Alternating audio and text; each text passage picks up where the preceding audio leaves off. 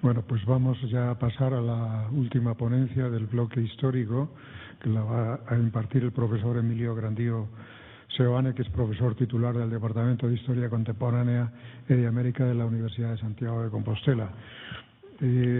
Profesor titular, como decía, de Historia Contemporánea, coordinador del Máster en Historia Contemporánea con sede en la Universidad de Santiago, especialista en el periodo de la Segunda República, Guerra Civil, Primer Franquismo y Transición Democrática.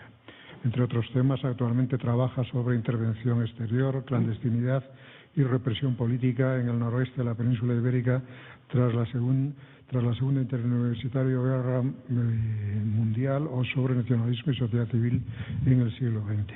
Ha formado parte de varios proyectos de investigación financiados por el Ministerio de Ciencia y Tecnología, Xunta de Galicia y con sello de Cultura Galega. Ha dirigido y coordinado diversos proyectos de investigación financiados por la Diputación de A Coruña o el Ministerio de Cultura. En la actualidad es coordinador del Grupo de Investigación Hispona, Historia Política y los Nacionalismos, grupo que participa en diversos proyectos y organiza una intensa actividad de seminarios nacionales e internacionales. Miembro de la Association for Spanish and Portuguese Historical Studies y de la Asociación de Historia Contemporánea, participando en varias mesas de sus congresos. Ha publicado sobre diversos temas numerosas monografías, artículos de libros y coordinado varios dosieres en revistas científicas, las más recientes en Hispania Nova 2013, Historia Presente 2015 y la Revista Universitaria de Historia Militar 2016. El profesor Grandío tiene la palabra ya para impartir su ponencia. Muchas gracias. Bien, muchas gracias al profesor Prieto por su presentación. Muchas gracias por la invitación a este evento y muchas gracias también al público a pesar del día en el que estamos. Bien, quiero presentar una ponencia que se titula Administración, Poder y Territorio en el Noroeste Peninsular. Realmente de lo que venimos a hablar aquí es de cómo llegamos a nuestros días, ¿no? Y de cómo llegamos a nuestros días en este ambiente, en este contexto territorial y de identidad territorial marcado prácticamente por una continuidad. Quiero decir con esto que desde casi ya prácticamente 2 siglos, poco queda, la realidad territorial de este país, de este Estado, es una realidad única. Y sobre ella van a intentar operar distintos movimientos de cambio, ¿no? Movimientos políticos, movimientos sociales, etcétera, ¿no? En el caso que nos ocupa, yo creo que es más que nunca interesante destacar, en el caso que nos ocupa del noroeste peninsular, que hay una correspondencia muy notable entre el hombre y la cultura, ¿no? Comentaba el profesor Saavedra anteriormente el caso de Galicia. Y el caso de Galicia es un caso absolutamente paradigmático, en el sentido de que realmente de lo que venimos a hablar aquí en el proceso histórico evolutivo de esta etapa contemporánea es de una tierra, de un territorio en el cual la parroquia se contempla como prácticamente la unidad habitacional, convivencial, etcétera, la referencia para todas las comunidades que habitan Galicia, pero que sin embargo en ese sentido sí contempla importantes diferencias con respecto a las otras zonas del noroeste que venimos a hablar aquí. Sin embargo, es muy curioso constatar cómo a medida que va pasando el tiempo, la etapa contemporánea del siglo XIX, especialmente el XX, el proceso de digamos de estudio que estamos llevando adelante desde Galicia en un proceso de unidad territorial con el noroeste se verifica de manera casi expansiva. A pesar de que lo que se defiende es sobre todo una crítica constante a la distribución provincial, ya digo que tiene casi 2 siglos. Sin embargo, se establece prácticamente una casi no relación entre la unidad convivencial básica, que es la parroquia en Galicia, con una unidad, como comentaba antes el profesor Saavedra, casi que es polisémica, de nación, de nación, de territorio, de país, de unidad del Reino de Galicia, de una única provincia, ¿no?, del Reino de Galicia, que es la pretensión de cambio que se establece respecto a lo que establece Javier de Burgos a partir del primer tercio del siglo XIX, ¿no? Es curioso constatar esto porque me resulta muy sugestiva, muy sugerente además la primera intervención, porque también podemos apreciar notables diferencias en cuanto a la interrelación entre poder civil y poder religioso, ¿no? Que la estructura convivencial de Galicia sea de la parroquia, evidentemente tiene una gran trascendencia, una gran consecuencia de que el poder católico en Galicia, el poder del poder religioso en Galicia es muy importante, ¿no? Muy relevante. En ocasiones, ya vemos, casi identificado de manera casi absoluta con el poder civil, ¿no? Comentaba que hasta que el siglo XVIII se asiste además a un reforzamiento en esa tendencia. Y yo creo que eso es un elemento que hay que tener en cuenta siempre de esa vida, ¿no? Por lo tanto, estamos estableciendo movimientos para mejorar la distribución provincial de Javier de Burgos, pero siempre teniendo en cuenta comunidad, la convivencia, la cotidianidad, el hábitat, el paisaje, el hombre, el territorio, la parroquia. Y por arriba, prácticamente, estructuras, pero débiles, pero lo que importa realmente es la unidad, digamos, de lo que era el antiguo Reino de Galicia, que después se convierte casi en provincia única, ha pasado el tiempo, y distintos nombres, pero hay un salto muy grande entre una cosa y otra.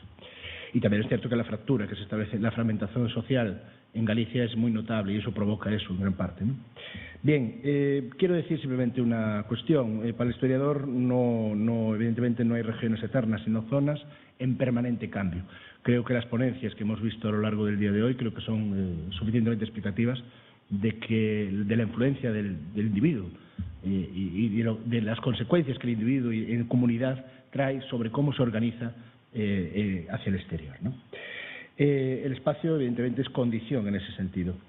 De lo que estamos a hablar, y quiero ser muy breve porque quería hablar de varias cosas, la etapa contemporánea es, yo creo que, sin duda, la etapa que más recepción de información, más fuentes tenemos.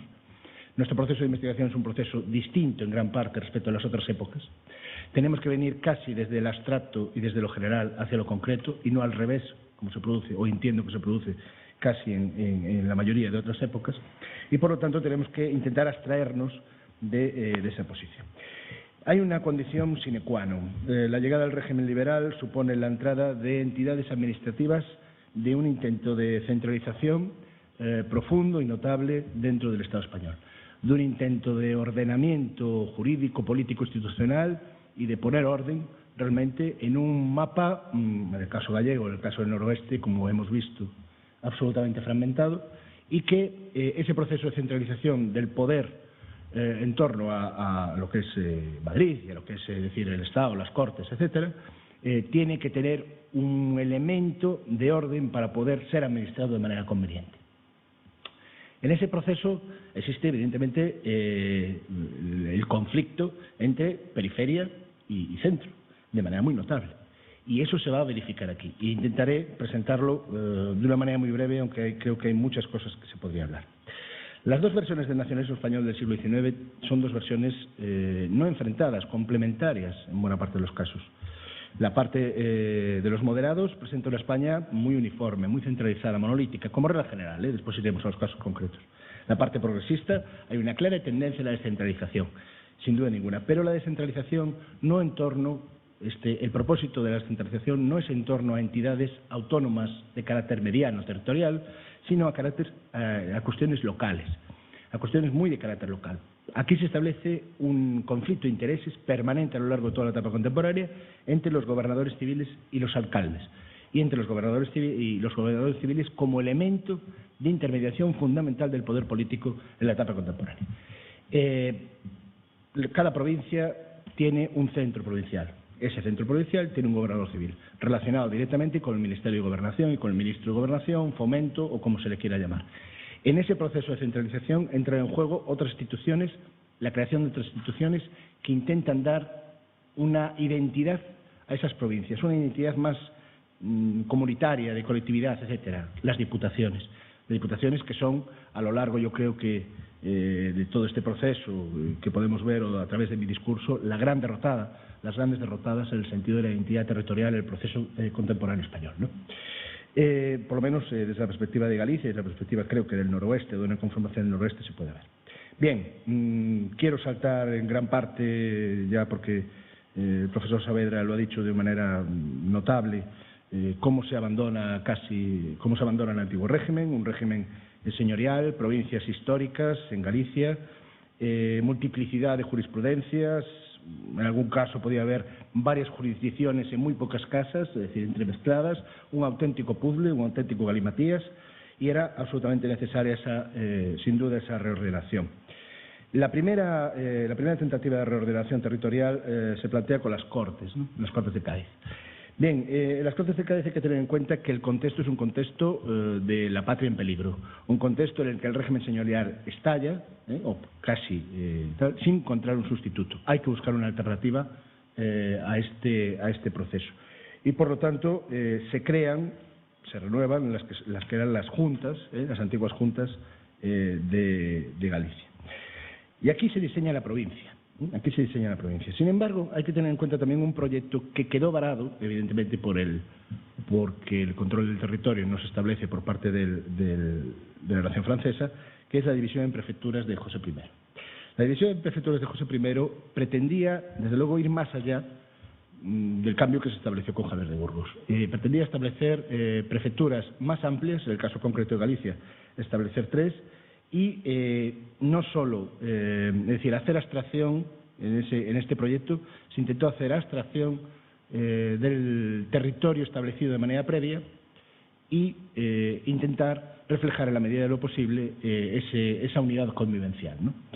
Esa unidad convivencial, curiosamente, cogía en estas provincias que se corresponden mayoritariamente con el antiguo Reino de Galicia, cogía parte de León y conecta también con el de Astorga. La verdad es que nunca tomó cuerpo real, pero desde luego si hay un intento en este sentido es porque existen elementos suficientes como para poder llevar adelante una distribución territorial en este sentido. Queda, para entendernos, varado, y desde el primer momento la provincia va a ser considerada, desde el primer momento de establecimiento de las provincias como la unidad territorial, va a ser considerada como un elemento ajeno a la personalidad propia de Galicia.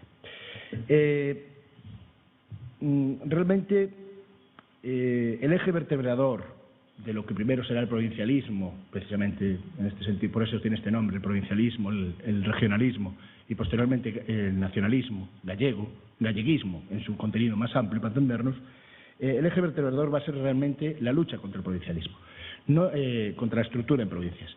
Lo que se pretende es Galicia como provincia única, y por abajo, ya digo, la realidad convivencial más pura, que es la parroquia, quizás con un elemento mayor, con una tentativa de agrupación mayor de comunidades, pero con reivindicación de la parroquia de manera permanente.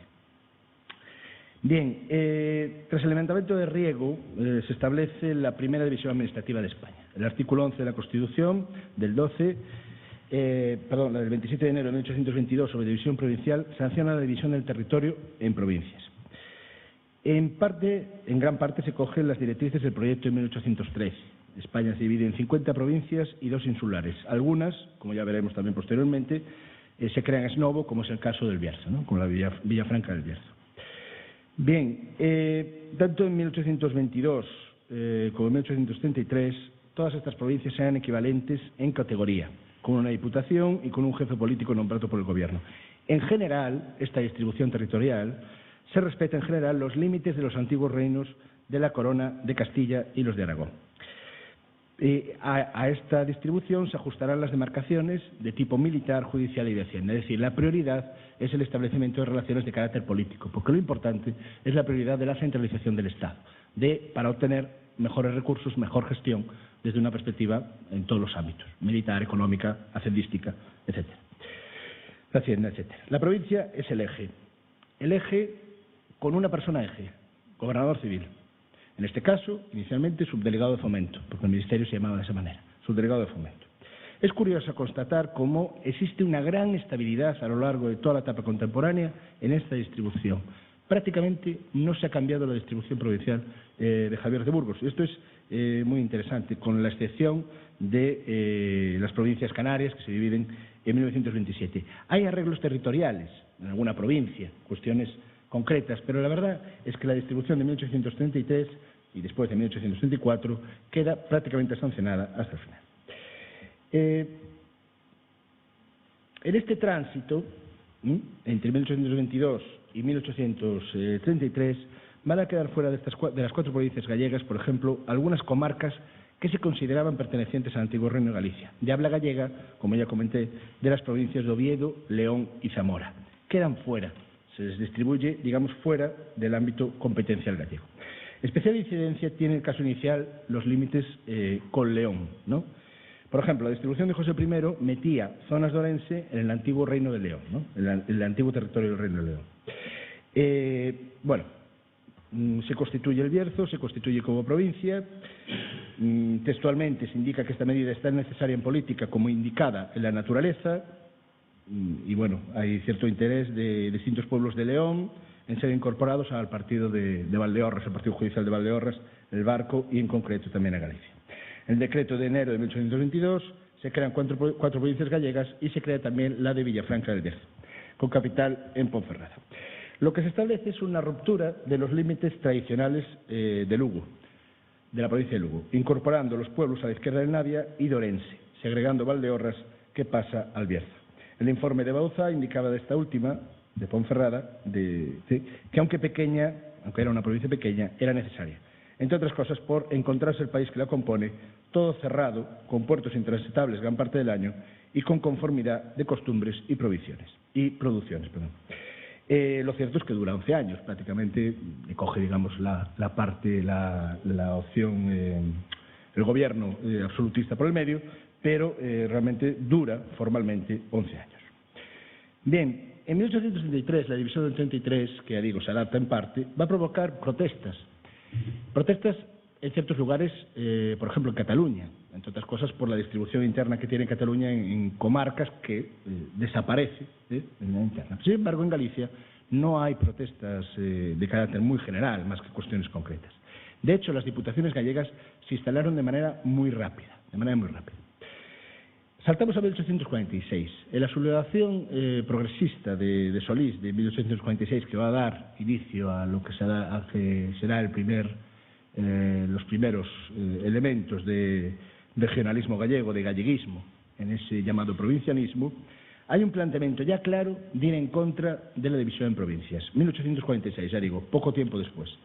Los bandos, digamos, para entender, los progresistas, en el que se encuadra este pronunciamiento de Solís, quieren que Galicia se constituya tras una Junta Superior de Gobierno, tras una constitución de Junta Superior de Gobierno, en provincia única. Una provincia que además se considera colonia de la Corte, es decir, que se considera agraviada por el centralismo, por lo que ellos consideran centralismo de las Cortes. Bien, no hay una precisión mayor en esta sublevación teórica de Solís, sobre todo en torno a Faraldo, a Rodríguez Terrazo, a ciertos problemas, sobre todo muy centrado además en la ciudad de Santiago de Compostela. Se entiende que este proyecto tendería a una rehabilitación de los concellos, se vuelve otra vez hacia abajo, y una rehabilitación también de un contenido pseudo, entre comillas, federal.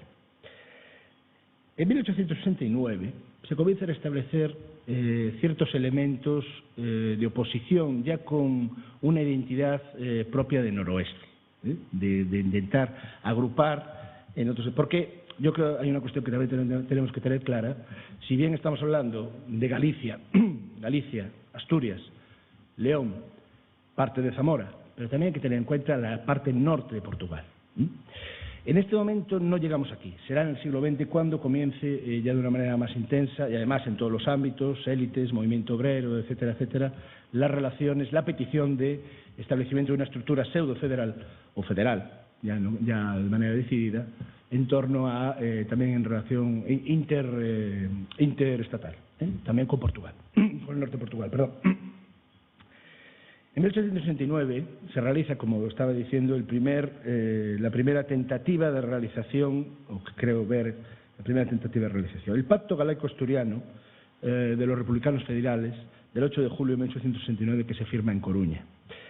Este pacto busca un pacto federal, la constitución de un nuevo Estado federal, que dará lugar posteriormente a los movimientos de república que ya están instalados, republicanismo federal y el modelo de Estado federal de la Primera República. Tiene una gran capacidad operativa. Realmente el sexenio democrático es el que da más imagen a este pacto. De hecho, en la Constitución de 1869, el artículo 100 de este pacto, ya digo, el Pacto Galaico-Asturiano es de 8 de julio de 1869, el artículo 100 de la Constitución dejaba a los estados regionales la capacidad textualmente de regular a su arbitrio y a sus expensas su organización territorial interna. Se pretende una visión del federalismo de arriba hacia abajo. Es decir, el Estado plantea un Estado federal a partir del sexenio y, sobre todo, la expresión práctica en el periodo 73-74, una versión de arriba hacia abajo. Se plantea, el sexenio, un proyecto de Constitución federal con 17 Estados miembros, en el cual se estarían antiguas regiones, más Cuba y Puerto Rico, cada uno con un parlamento, gobierno y poder judicial propio. Se crea un Senado, compuesto por tal, sin poder ejecutivo, pero se concede gran importancia a los municipios. Es decir, frente a la distribución cuarteada, para entendernos, en provincias, con un gobernador civil, hilo directo de poder político y poder institucional con Madrid, con las Cortes, se concede gran importancia al poder local. Se plantea un Estado federal y desde esa diferencia entre local y federal, un gran salto. Si bien esto se plantea de arriba hacia abajo, es decir, con la creación de una Constitución y el desarrollo de una Constitución, sin embargo, queda desplazado por movimientos del carácter contrario, es decir, de abajo hacia arriba. Movimiento cantonalista, movimiento que desarrolla grandes experiencias de poder local de una manera estructurada. Es cierto, porque esta Constitución entendía esos dos planos. El problema era cómo verificar esa relación entre esos dos planos, ¿no? Es una demanda constantemente pretendida por parte del federalismo, pero que, digamos, peca de un problema en ese sentido de falta de estructuración, de capacidad de tener una estructura firme que vehicule esas dos relaciones. En el caso concreto de Galicia, el poder local, al estar mucho más fragmentado, al ser un ámbito convivencial muchísimo más fragmentado, como ya veníamos escuchando, evidentemente las complicaciones son mayores. En enero de 1873 se celebrará en Santiago una Asamblea Cantonal de Galicia. Tras la proclamación de la Primera República, del 11 de febrero del 73, va a haber una intensa participación, además, en este proyecto federal de diputados gallegos, Chao, Paz Novoa, en la elaboración del proyecto de Constitución. El gran problema, el gran hándicap es cómo verificar esa unidad de acción. Y en muchos casos, y lo iremos viendo, desde este momento hasta la actualidad, este tipo de reivindicaciones obvian o dejan en suspenso, en gran parte, un problema, el problema que tienen, el problema de cómo verificar esa unidad de acción. Se deja sin resolución, digamos, el tema provincial en la Constitución. Se plantea una defensa de la autonomía, se plantea una defensa de las libertades locales, pero no se resuelve, digamos, el tema provincial. Lo que sí es cierto es que se despoja o se intenta despojar de todo contenido político a las provincias. Entre otras cosas, porque la representación del poder, vuelvo a insistir, en cada uno de esos ámbitos es el gobernador civil y su ámbito de territorio son las provincias. Y por lo tanto lo que se ve como poder político es realmente como poder ejecutivo es esto. Y se crea, además, se despoja de contenido político a las provincias y se crea una superestructura cantonal que agrupará a varias provincias, en mímesis, tomando como base de referencia la Constitución Federal de la Nación y para del Estado, las bases para la Constitución Federal de la Nación y del Estado de Cataluña de Valentí Almiral de 1868. Bien, pasado el periodo de la Primera República, el modelo canovista de estructuración del Estado intentará juntar los dos conceptos de nación vigentes en Europa en ese momento. La nación como apoyatura territorial, pero también como voluntad nacional. Otra cosa es quiénes son los sujetos de esa voluntad nacional, pero sí que intenta conjugar las dos cuestiones, ¿no? En gran parte yo creo que la formación del propio Cánovas tan específica le lleva también a esto, ¿no? Entender la realidad siempre cambiante, digamos, de la representación territorial de las comunidades en donde está, ¿no? Que es una realidad cambiante. Bien, lo curioso es que hay no es curioso, pero existe una complementariedad evidente entre, como ya comenté al inicio, entre las propuestas planteadas por los moderados y las propuestas planteadas por los progresistas. Si bien las propuestas planteadas durante los gobiernos moderados van a querer llevar adelante medidas de solución de carácter regional, intentar buscar expresión, representatividad a las, entre comillas, regiones, o como se le quiera llamar. Los liberales, sin embargo, aplican cuestiones de carácter, cuando están en el gobierno, de carácter más centralista. Hay una especie de complementariedad, incluso que se percibe el apoyo a determinadas fuerzas desde los gobiernos liberales. Pero sí hay que tener en cuenta que durante la Restauración el proceso de descentralización es un fenómeno casi en exclusiva catalán. La presión se establece casi exclusivamente desde Cataluña en este sentido. Las demandas se realizan prácticamente en este sentido. Sin embargo, hay que tener en cuenta que hay una corriente de fondo procedente del carlismo, que tiene sus bases en la denuncia del Estado liberal, de la creación del Estado liberal, que permanece en amplios territorios con una gran fuerza identitaria, como es el caso de Cataluña, pero también es el caso del País Vasco, sin duda ninguna, y como es el caso también de Galicia. Bien, ante este modelo canovista de estructuración territorial, ¿cuáles son los modelos de Estado alternativos que se presentan? Por un lado tenemos lo que he comentado del carlismo, y esto va a tener consecuencias, entre otras cuestiones, a que la especificidad del caso del País Vasco sea siempre tenida en cuenta, no de manera política e institucional, pero sí de manera fiscal. Es decir, es una continuidad hasta nuestros días la relevancia y la singularidad fiscal en el caso del País Vasco y de Navarra, con ese juego que se establece, dependiendo de las épocas, de manera no obstante. Otro elemento es esa tradición de federalismo que venía del sexenio, que se origina de manera, eclosiona, digamos, en la Constitución de la Primera República, pero que ahora continúa, con sordina, es verdad, con movimientos, pero que continúa por abajo, como una corriente de fondo. Tras la Restauración, el federalismo gallego se reorganiza, ya a principios de la década de los 80, en 1880. El Consejo Federal de Galicia crea un proyecto de constitución para el futuro Estado galaico, en abril de 1883. Se aprueba en dos asambleas, una en la de Coruña y otra en la de Lugo, ya digo, 3 y 4 años más tarde. Es decir, es un proceso a medio plazo, no es un proceso inmediato. Evidentemente, la potencialidad de poder, cambiar la estructura de Estado por parte de los republicanos federales a la altura de antes, evidentemente, del cambio al siglo XX es prácticamente nula, pero sí que se establecen líneas de continuidad que permiten recoger la tradición federal. Bien, ¿por qué nos interesa esto? Porque se vuelven a reforzar, en este proyecto, se vuelve a reforzar la autonomía de los ayuntamientos, con voluntad de reducción de su número. Se intentan reconstruir otra vez las antiguas provincias, y el movimiento federal debía empezar por la constitución de las antiguas provincias de los estados. Textualmente, capacidad para crear una superestructura cantonal que agrupara a varias provincias y que la Constitución cantonal gallega sirve de modelo a las demás. Es decir, el modelo de creación de eso es un conflicto permanente por el gran problema que es la provincia. Sin embargo, no encuentra sustitución por parte de los movimientos alternativos entre un modelo que se pretende plantear nuevo, pero que no tiene elementos de relación entre, ya digo, la parroquia o el ayuntamiento, en su caso, y lo que es la región o la autonomía.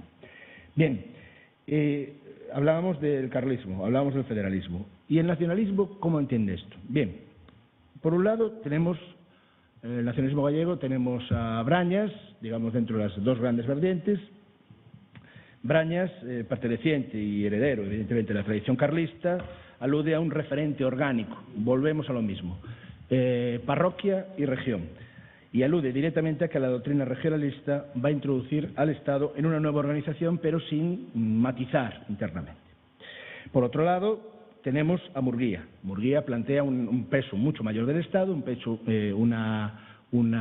tránsito más a medio plazo, que tenga en cuenta lo realizado, pero que al mismo tiempo tenga en cuenta esa identidad que se pretende cambiar en un Estado federal. Es curioso constatar cómo cuando existen movimientos en torno a lo que se considerará ataque a la unidad de Galicia, realmente la reacción es muy fuerte.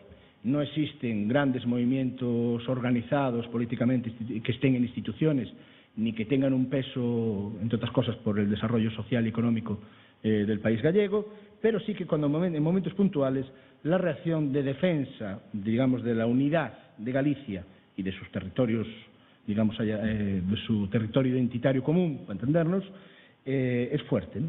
Por ejemplo, en 1893, con el traslado, la tentativa de traslado de la Capitanía General de Coruña a Valladolid.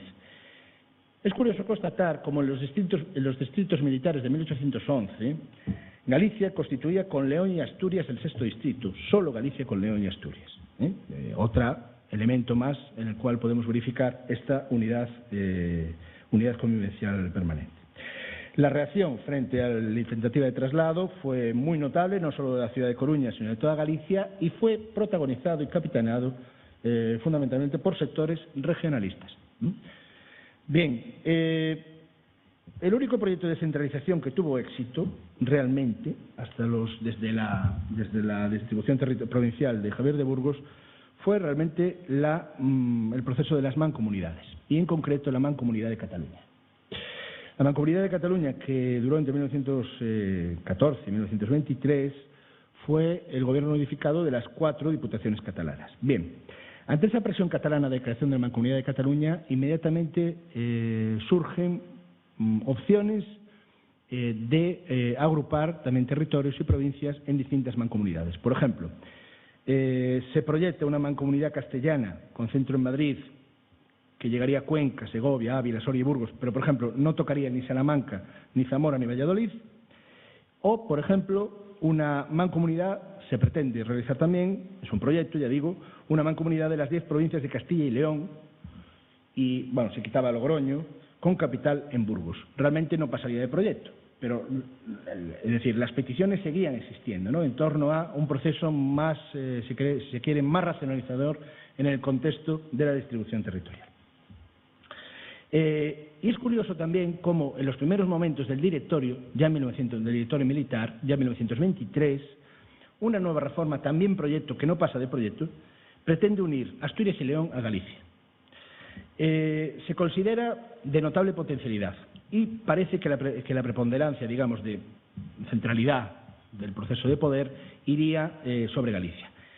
Curiosamente, la reacción galeguista, ya en este caso ya nacionalista, tras la Asamblea Nacionalista de Lugo de noviembre de 1918, es de radical oposición.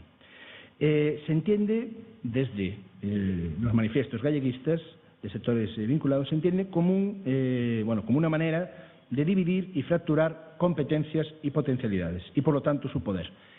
Evidentemente aquí no pasa de proyecto, es una idea, pero sí tiene que ver de manera muy clara esta resistencia con el mantenimiento de equilibrios internos de poder establecidos durante un siglo, casi un siglo, desde la distribución provincial, sin duda ninguna. Bien, de hecho hay tentativas durante unos meses de creación de la mancomunidad gallega, sin, digamos, ir tanto al aspecto exterior identitario. Se reúnen representantes de las diputaciones el 26 de marzo de 1924 y solicitaban, entre otras cuestiones, que se lee lo que hoy en día conocemos como transferencia de competencias, mayores competencias para, en el caso de la Mancomunidad gallega, en materia de comunicación, obras públicas, etc. En el documento de 1925 que se presenta al primer Congreso de Economía Gallega se intenta el reconocimiento oficial de esta personalidad. Se considera necesaria la reforma del Estatuto Provincial, esa tentativa de Calvo Sotelo de también intentar reestructurar de una manera eficaz, según su proyecto, el Estado.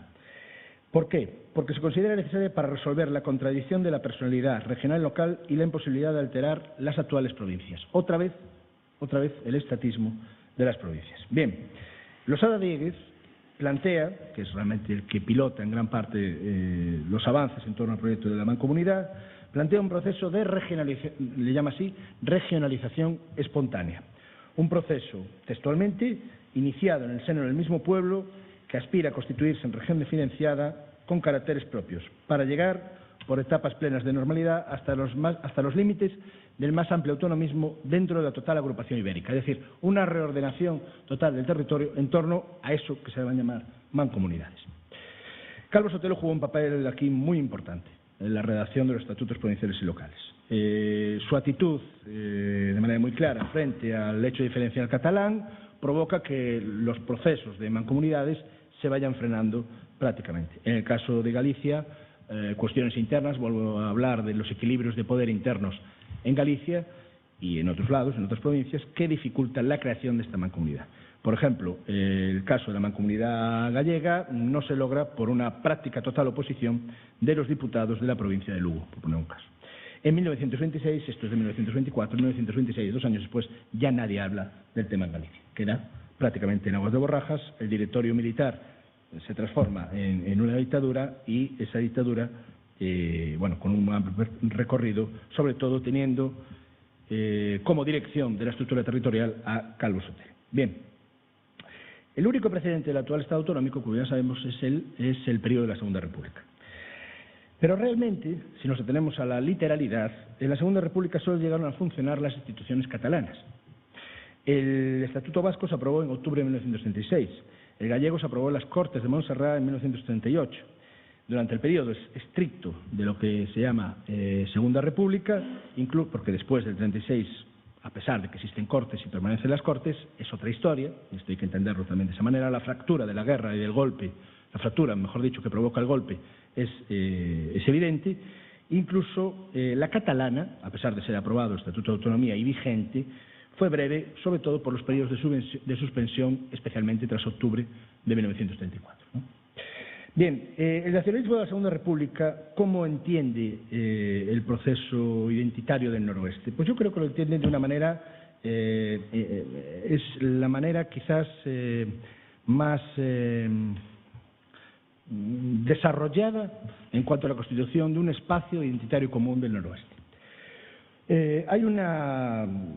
En el nacionalismo gallego de la Segunda República hay una negación de las provincias, otra vez, reiterado, ya digo, en el sentido de una federación ibérica, también reiterado, y el tema provincial queda aplazado, incluso en el estatuto, las discusiones previas de los ayuntamientos en 1932, en las famosas asambleas de concellos, el tema provincial queda aparcado en vistas de poder llevarlo adelante, pero hay un desarrollo mucho más explícito de lo que se pretende hacer con este proyecto. Ya no son meros proyectos, ya no son unidades, agrupaciones de provincias que dan una entidad mayor, sino que se pretende reformar el régimen local de Galicia. Se alude directamente ya, de manera muy explícita, por ejemplo, en las bases de régimen local del estatuto que elabora López Codillas, se alude estrictamente a la parroquia como un pilar básico. Como un pilar básico en el cual aluden directamente a que se encuentran en Asturias Occidental ayuntamientos, zonas de habla gallega, en el Bierzo también de habla gallega casi totalmente, y también, y por primera vez se expresa de manera literal, ya en un proyecto de estatuto, del norte de Portugal. Es decir, este es el entorno, el contexto en el que nos encuadramos. Por ejemplo, Castelao. Castelao en este momento plantea también como unidad, otra vez, la parroquia.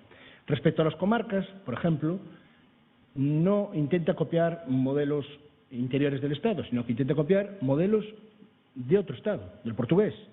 Quiere copiar el modelo portugués, por ejemplo, de delegaciones comarcales. En cada comarca natural, dice Castelao, se crearía una oficina administrativa semejante a la que existe en Portugal.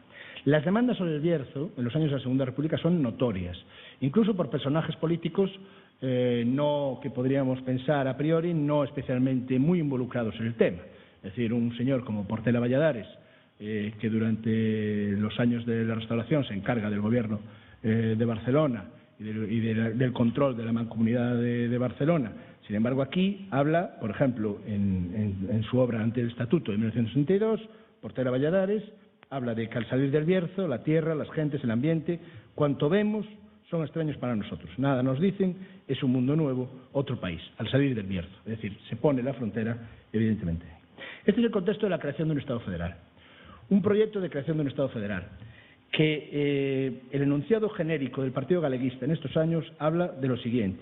La Galicia histórica y natural no está comprendida en las fronteras de la Galicia administrativa de nuestros días. Las tierras del Miño portugués, por ejemplo, son gallegas. También en sus textos, en estos textos del Partido Galleguista, se habla del Bierzo, de Sanabria y de territorio lindante de la provincia de Oviedo.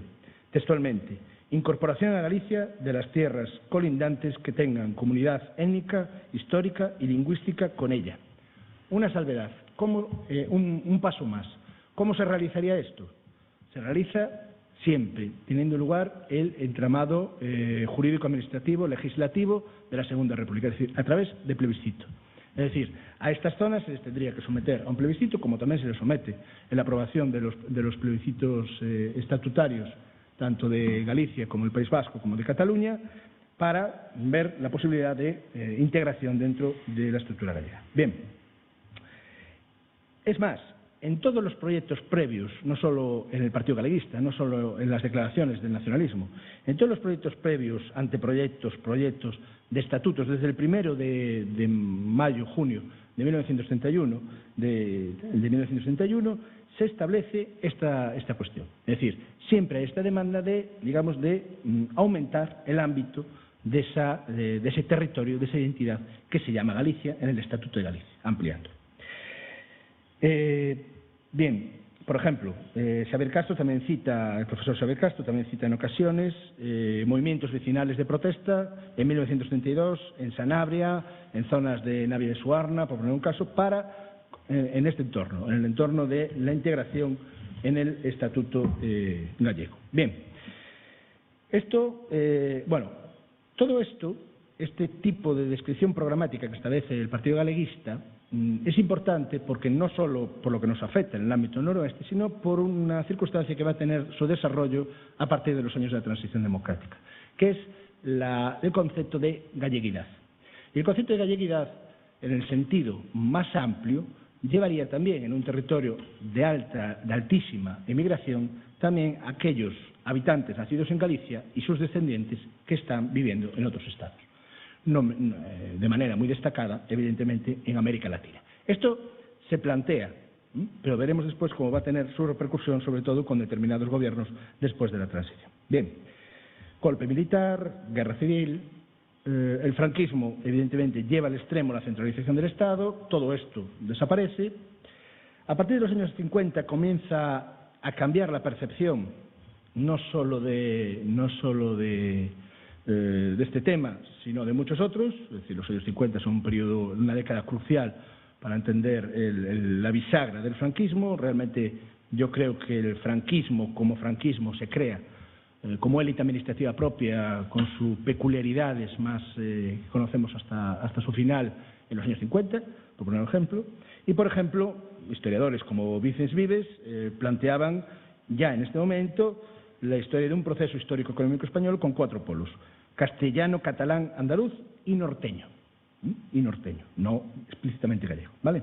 Cada uno de ellos con su propio desarrollo, también con pautas de entendimiento propia. Bueno, no estamos hablando evidentemente de un Estado federal, pero sí estamos hablando de un componente identitario común, visto evidentemente desde procesos. Evidentemente Vicens Vives tampoco no es el representante mayor del régimen, ¿no?, en este momento, pero que sí que ese sustrato se permite percibir a lo largo, ya digo, de todos estos años, un hilo común que permanece como una corriente de fondo que permanece y que eclosiona en momentos determinados, ¿no?, como ya he dicho.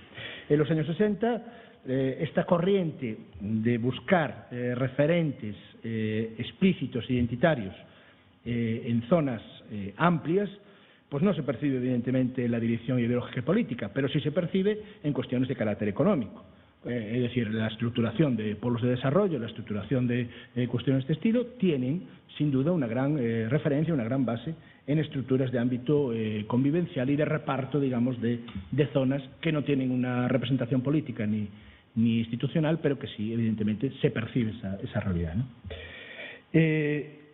A partir de la década de los 60, España, y sobre todo los 70, España comienza a no considerarse como una unidad, sino como una pluralidad de identidades.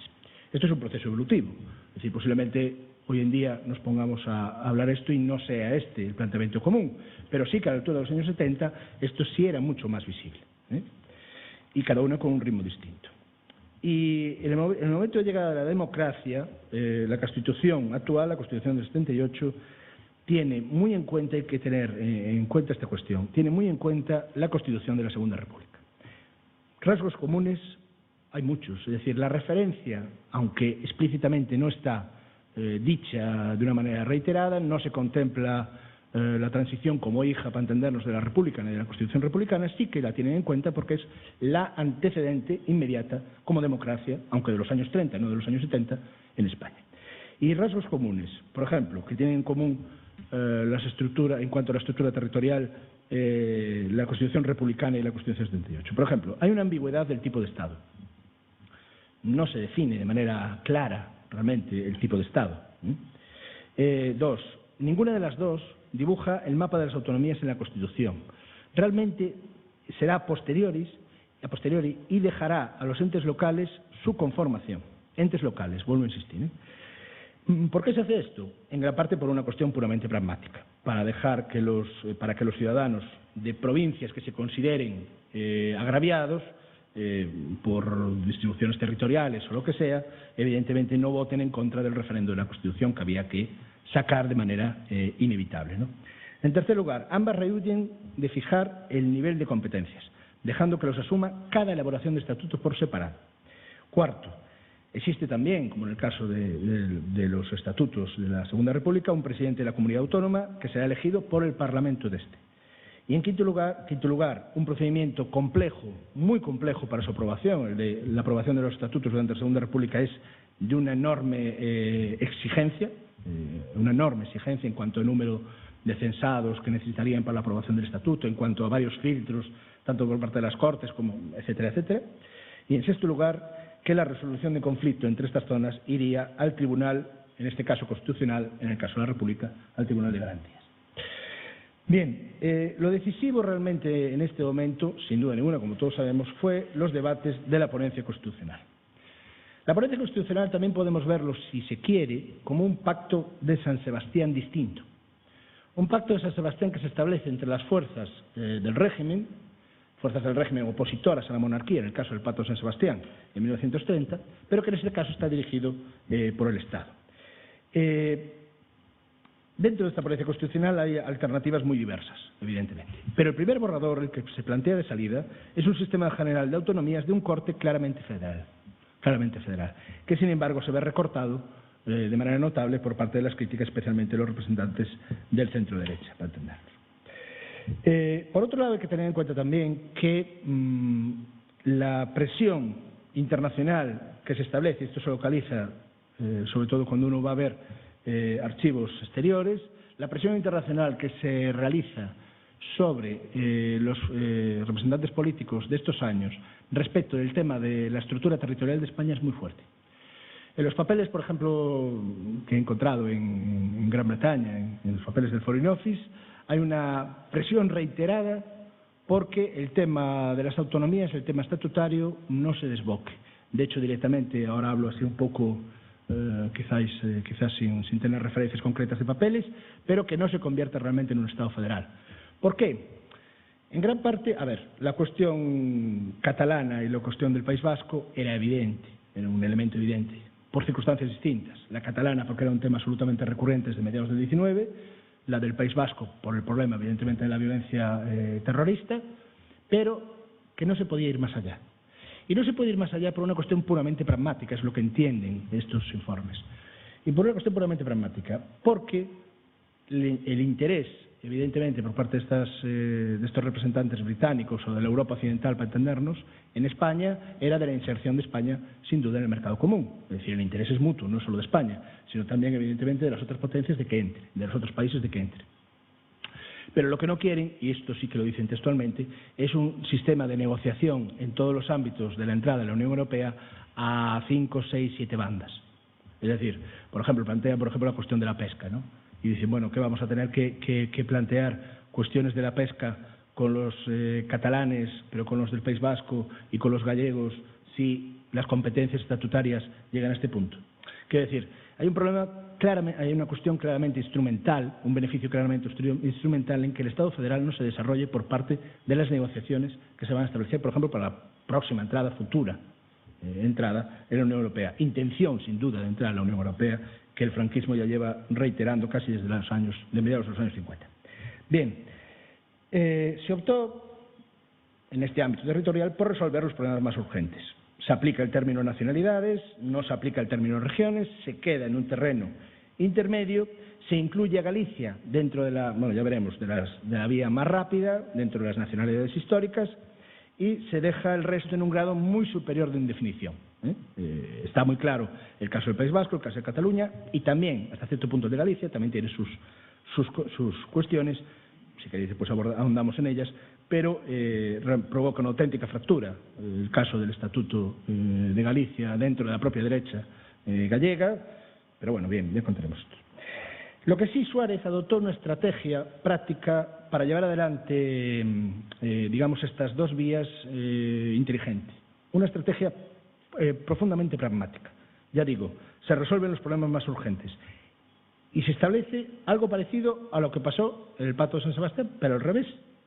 Es decir, en vez de lo que ocurrió en el Pacto de San Sebastián es que todas esas fuerzas republicanas de oposición a la monarquía que pretendían crear un determinado modelo de Estado decidieron que debido a la demanda catalana, acordaros de que Cataluña inmediatamente después de proclamar la República proclama el Estado catalán.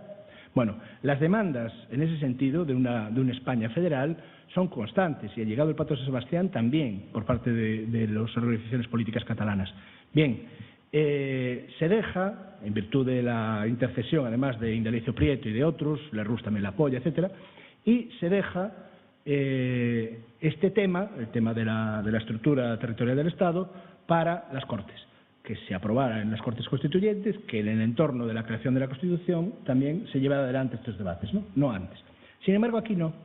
Aquí ya se hace, se regula de manera directa. Suárez trae a Tarradellas del exilio, entronca directamente con el legado de la República de la Generalitat en el exilio y restablece la autonomía en Cataluña de manera provisional, el 29 de septiembre de 1977, esperando, ya digo que esta es la diferencia, esperando a que la Constitución decida de manera definitiva. En el caso también del Gobierno vasco, también se intenta. Lo que pasa que la Izaola ofrece bastantes más resistencias, sobre todo por la cuestión, hay un problema permanente que es el tema de Navarra, y ofrece bastantes más resistencias, y esto se llevará adelante también con un decreto Ley de Autonomía Provisional Vasca el 4 de enero de 1978. ¿Esto qué permite? Desactivar durante un tiempo un problema evidente, que es el problema de la constitución de la estructura territorial del Estado.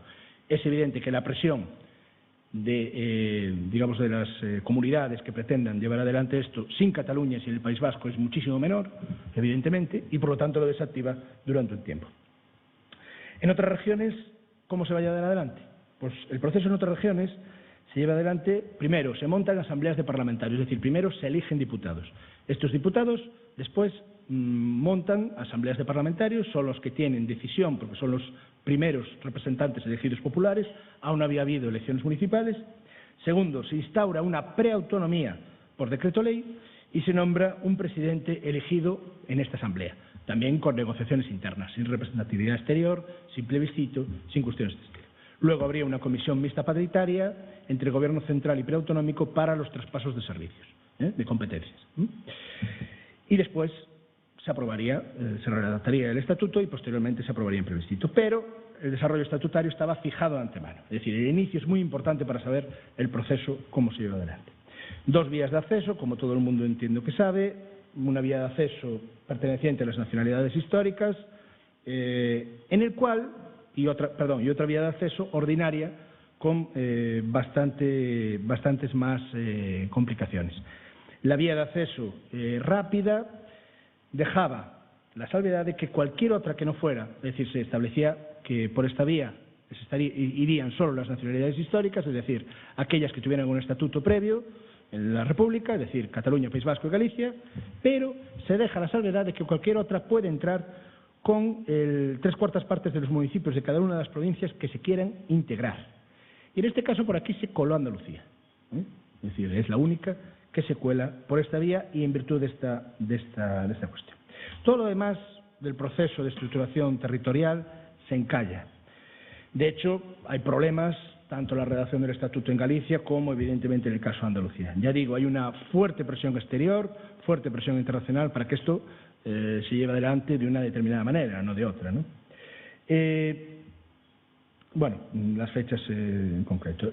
Posteriormente, posteriormente el 23F de 1981, es fundamental también la tentativa de golpe de Estado para entender cómo esto también se ralentiza. Poco tiempo después del mismo 81, la LOAPA comienza a desarrollarse, a sancionarse. Y ahí se sanciona el Estado como tal, como tenemos tal. En el caso de Galicia, hay una clara diferenciación del Estatuto de Galicia y una clara diferenciación respecto al Estatuto de la República. Y me interesa por lo que comenté anteriormente de la definición identitaria. En el de 1980 se hace una clara apelación a la historia y al ser gallegos, ya digo, a la conciencia de galleguidad, conjugando peculiaridades de asentamiento y distribución de su población con defensa de la identidad gallega. El tema de las diputaciones es el gran problema ahora mismo. Otra vez a la representación de las provincias. Sigue existiendo. ¿Por qué? Porque en el proceso de desarrollo de este estatuto parece que se pueden convertir en un poder paralelo a la nueva Xunta, a la nueva representatividad regional, que es el caso de la Xunta. La interpretación de Meilán, José Luis Meilán, diputado de UCD y líder de la UCD gallega en este momento, fue clave en este sentido para distanciar esta cosa. Una cosa eran las posibilidades de la ley y otra la voluntad política de cómo aplicarla. Una cosa la teoría y otra cuestión evidentemente es la práctica. De hecho, la delimitación del territorio gallego por provincias tiene una significación de límite externo, es decir, el territorio gallego se divide en 4 provincias, es verdad, con su representación en las diputaciones, con su representación también territorial en el Parlamento, institucional, etcétera, pero deja abierta, no coarta, la posibilidad de extender las competencias gallegas fuera de los límites territoriales. Volvemos al Estatuto y a las ideas del nacionalismo gallego de la Segunda República. El artículo 7 consagra el derecho de las comunidades asentadas fuera de Galicia al reconocimiento de su galleguidad. Derecho a colaborar, textualmente dice, derecho a colaborar y compartir la vida social y cultural del pueblo gallego. Claro, se puede tener un alcance cultural, un alcance institucional, pero no político. Es lo que se frena. Sin embargo, sí que este hecho de la galleguidad va a propiciar que descendientes, hasta creo que son 3 generaciones de personas nacidas en Galicia, puedan, por ejemplo, participar en elecciones estatutarias en Galicia, por ejemplo, en América Latina, por poner un caso, No en otras zonas, pero sí, desde luego, es una vía que está abierta, que se aplica para el caso de las comunidades gallegas inmigrantes, pero que queda abierta para el proceso de apertura del territorio. Conclusiones, ya para finalizar. Es evidente que el pasado común es fundamental para entender esta distribución territorial. Es evidente también que la provincia se convierte en un ente instrumental necesario y secundario, necesario para algunos y secundario para otros, sobre todo la del año 78. El apoyo a la provincia realmente solo tiene como base, sobre todo a partir del desarrollo de la Constitución 78, la base de sustento de aquellos municipios a los que nos llega, digamos, de alcance, de zonas importantes, de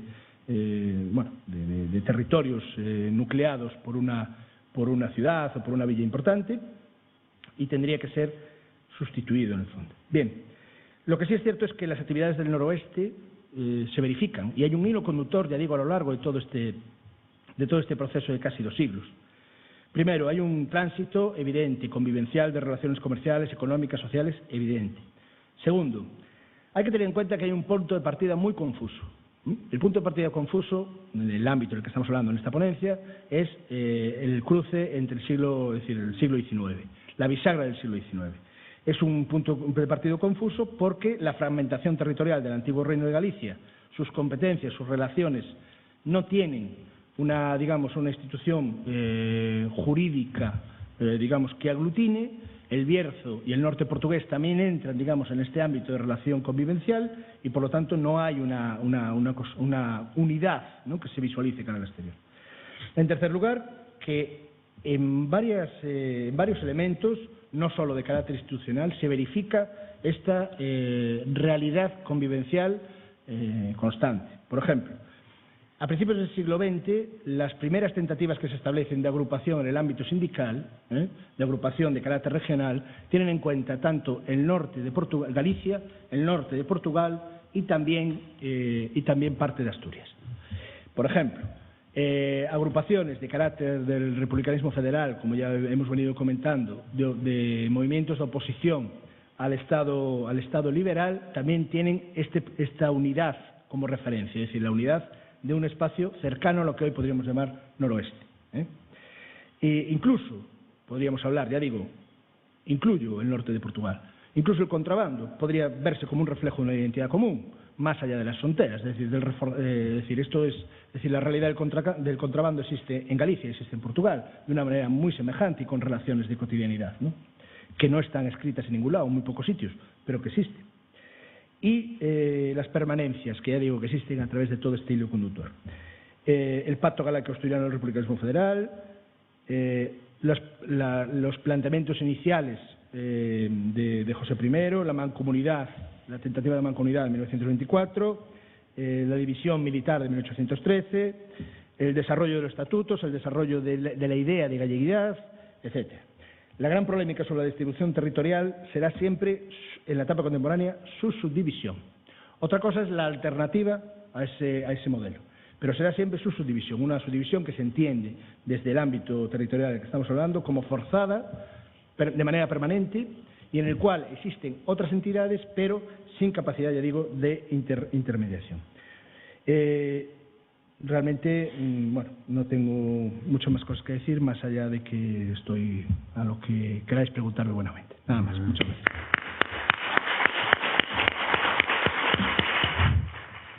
Bueno, pues muchas gracias, profesor Gandeo.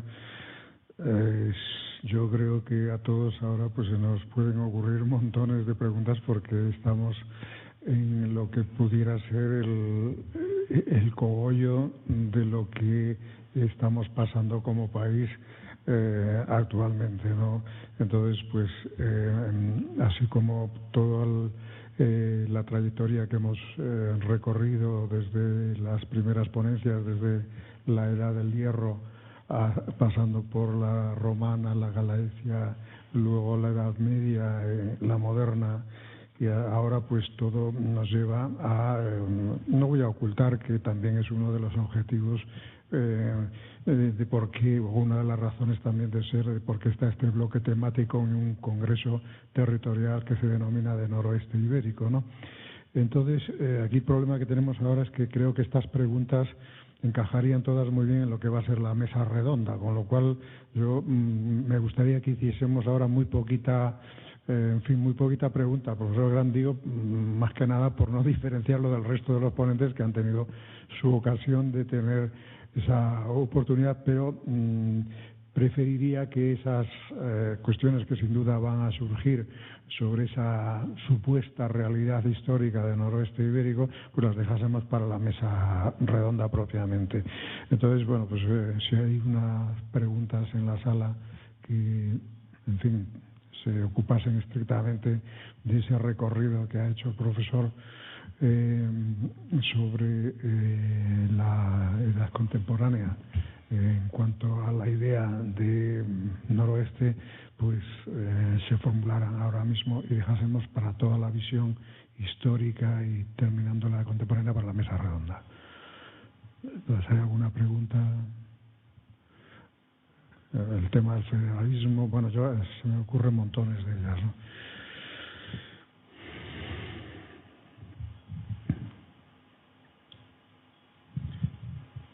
Sí, no te planteo una pregunta que está aquí en el chat de la gente que nos sigue a través de Internet.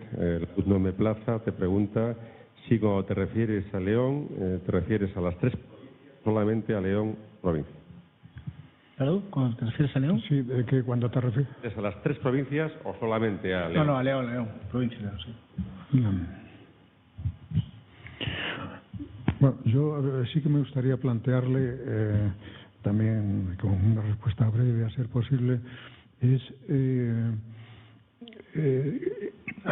no como pregunta, sino como reflexión, porque la actual organización territorial en provincias pues es la de Burgos del año 33, no ha cambiado prácticamente nada, y cómo eso que se despachó con un Real Decreto que ni siquiera tuvo un rango legislativo de orden superior ha tenido el éxito que ha tenido, y y a pesar de todos los planteamientos antiprovincia que ha habido en distintas épocas y demás, ha sobrevivido y se ha colado en la mentalidad ciudadana de tal manera que hoy día uno su identidad la expresa en términos provinciales más que de otro orden, ¿no? Ya casi ni locales ni comarcales, por supuesto en este lugar donde estamos, desde luego no autonómicos, porque lo castellano y leonés aquí no hay quien lo maneje, no es un término que no es fumable, como dirían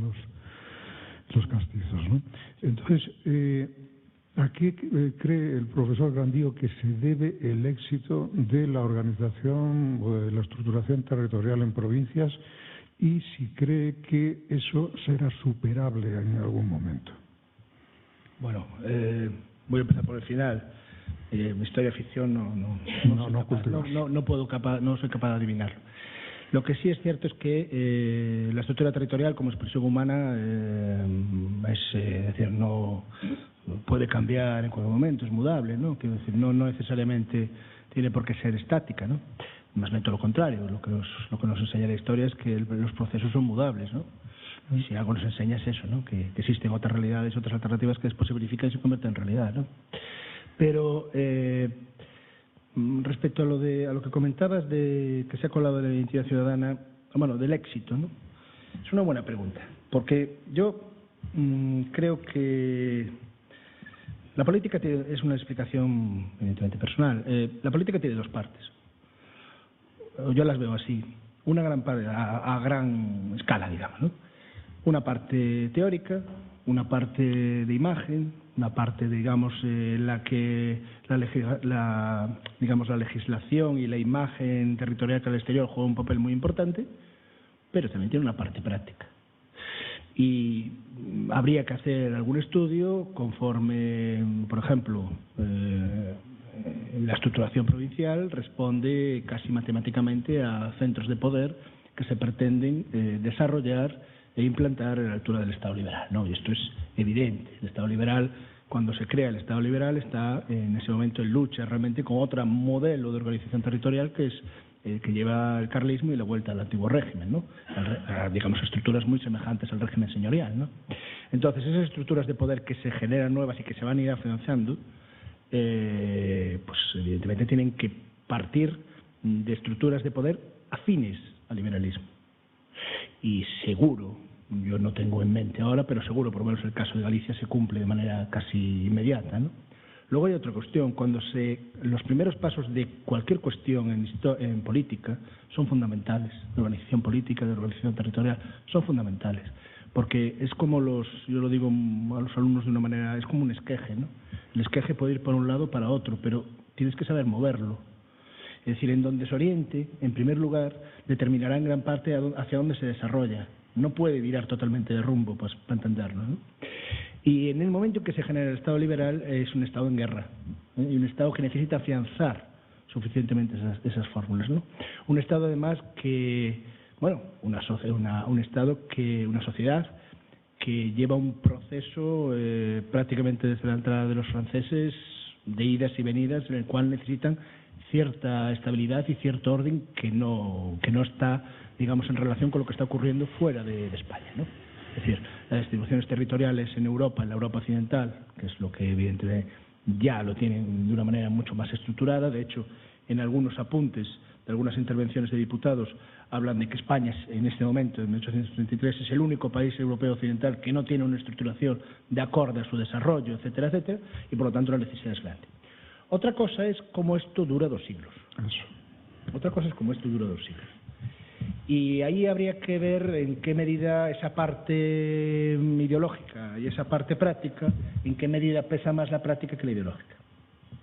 Sí, pero lo curioso es que la Constitución del 78, esta mañana hemos tenido como ponente en la lección inaugural, pues uno de los que elaboró el informe de García Enterría, el profesor Sosa Wagner, y en el informe pues claramente abogan por las diputaciones y la preocupación era pues que no hubiese comunidades autónomas uniprovinciales, las menos posibles, apelando a la historia y demás, y por otra parte que no se quedase ninguna provincia adscrita al régimen anterior, es decir, que no quisiera ser autónoma, ¿no? Esa era la preocupación que tenía, pero siempre estamos hablando de provincias y luego cuando, desde luego, la Constitución evita hacer el mapa, ninguna quiere, porque eso es un problema importante y es mejor, como bien decía, que se aprobase lo que hay que aprobar, la Constitución, y luego ya veremos el ordenamiento territorial, pero se respeta la división provincial de Burgos, pero no la regional. No la regional. Entonces, ¿a qué puede deberse esta? ¿Tiene algún dato histórico que haya podido incidir en esta organización de las 17 comunidades autónomas para que, por ejemplo, hablando claramente ya de la cuestión de Castilla y León, ¿no? Pero, ¿qué pasó ahí? ¿Qué pasó? A ver, yo creo, por ejemplo, la cuestión de Castilla y León, y sin ser evidentemente una especialista del tema, ¿no? Pero yo creo que la cuestión de Castilla y León es algo forzado casi como excepción en el contexto de la constitución del Estado territorial español, ¿no? Es decir, no hay, creo, ninguna otra comunidad que se denomine de esta manera, ¿no? Yo creo que este planteamiento que tú me comentabas de que se ha colado la identidad ciudadana, bueno, eso en Galicia no es así, por poner un ejemplo, ¿no? En comunidades que son uniprovinciales, evidentemente, porque, a ver, pero en determinadas comunidades que no son uniprovinciales, no. Es decir, el peso de las diputaciones es un peso que se contempla, ya digo, y lo hemos visto a lo largo de todo esto, como una rémora más que una cuestión que facilite algo, ¿no? Porque para eso es la política, ¿no? Para facilitar la cuestión a la ciudadanía.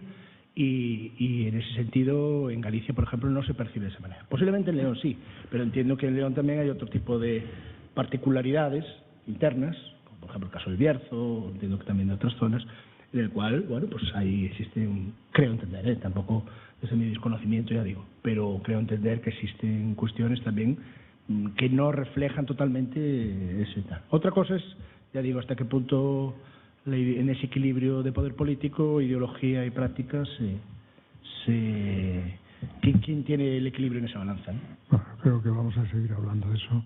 Entonces lo vamos ya, si os parece, a los profesores ponentes del resto de las ponencias del bloque histórico, pasamos a la mesa